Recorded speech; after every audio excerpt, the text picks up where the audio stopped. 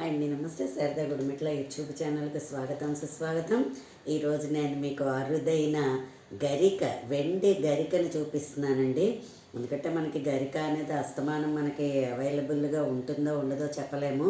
అందువలన నేను వినాయకుడికి చాలా ప్రీతి కదా అని చెప్పి నేను గరిక కొనుక్కున్నానండి. గరిక చూసారా, వెండి గరిక ఇలా ఉంటుంది. సో వినాయకుడికి మనం చక్కగా అలాగ గరికతోటి పూజ చేసుకుంటే చాలా బాగుంటుంది.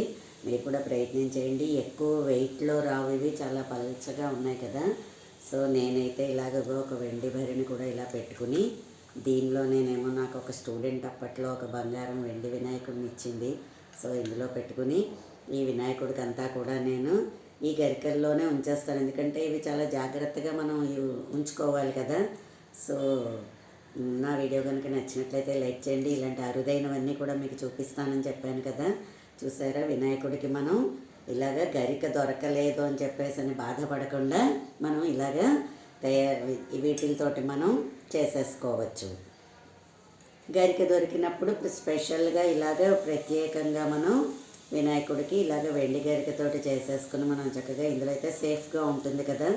అండ్ ఎప్పుడు కూడా వినాయకుడు మనకి అలా గరికలో ఉంటాడు కాబట్టి అష్టైశ్వర్యాలని ఇస్తాడని చెప్పాను అనుకుంటున్నాను.